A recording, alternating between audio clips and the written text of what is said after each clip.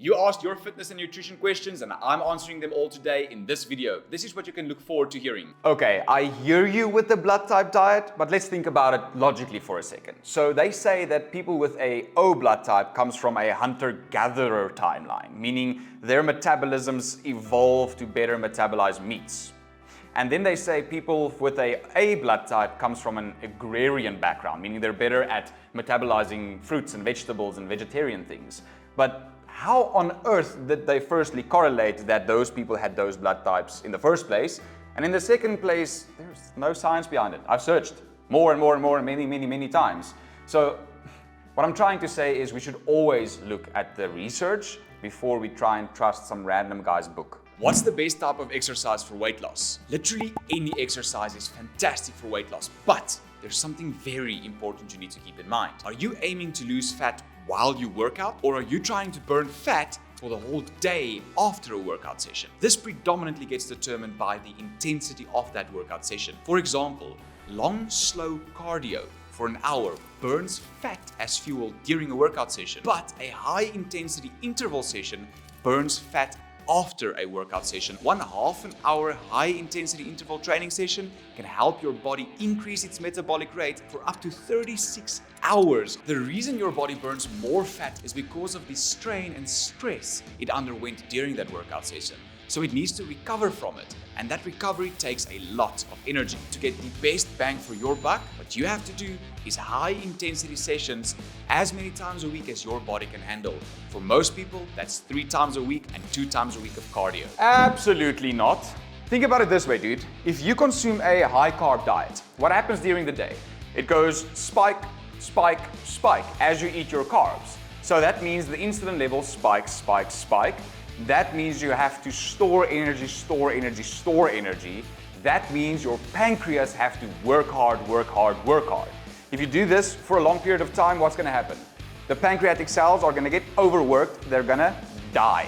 If they die, you don't produce insulin anymore and you become a diabetic. So no, dude, calories are not created equal. Absolutely not. You can totally lose weight in the next 28 days. All you have to do is exactly what my clients do in the first week when joining my program, and it is to follow these 18 tips.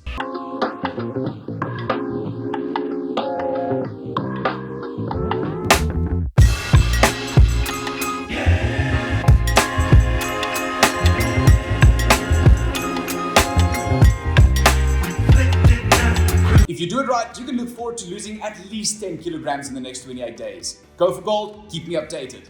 The keto diet is all the hype at the moment. It's great for weight loss, but is there something we should know about the difference between good fats and bad fats, and how big of an impact do they play on our health? So you get 2 types of fats: high density lipoprotein, also known as HDL, and low density lipoprotein, known as LDL. So LDLs are your bad fats. Bad fats are fats like cholesterols that pack on the inside of your arteries, that clogs up the artery and eventually cause heart attacks and other heart-related diseases. Good fats come in and they take away the fats out of the arteries, and that's what helps the arteries stay healthy. So you need a good balance between good fats and bad fats. Examples of bad fats are your animal fats like butters and creams and bacon and all of those things, animal-based fats. Examples of good fats are plant-based fats like nuts and avos and so forth. It's always important to balance out the healthy with the unhealthy. A lot of good fats with a few bad fats is okay. However, fun fact, bad fats like cholesterol is used to synthesize hormones like testosterone and estrogen,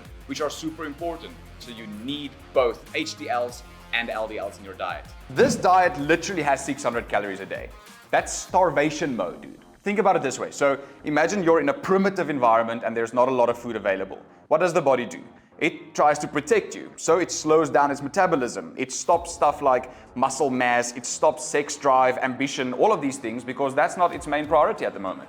It has to fight death. It has to fight for survival. So if you consume too little calories for too long, you're literally going to start gaining weight. It's ridiculous, but that's the theory of survival mode. It's a primitive idea, I know, but there's a lot of value behind it. So you're a vegan and you want to build muscle on a plant-based diet. Is it even possible? Yes, it is, and here's why. Muscle building works like this. You need appropriate muscle stimulus done by your workout session, followed by appropriate building blocks to recover the muscles, and that results in growth in muscles. What nutrients do you need to build it? enough protein, enough carbs, and enough fats. You need to be in a calorie surplus. You need to eat more energy in a day than your body needs in order for you to take the excess energy and stack it onto your muscle. Getting enough protein in on a plant-based diet is a little bit challenging, but it's not impossible. And you need to remember that plant-based proteins are not complete proteins. So you need to mix your proteins in order to make sure that you get all the essential amino acids your body needs to build your muscles. You need tofu in your diet, but you also need chickpeas and lentils. So the more you know about your vegan diet and where you can find your macronutrients, your protein, carbs, and fats, the better you'll be at building muscle on a plant-based diet.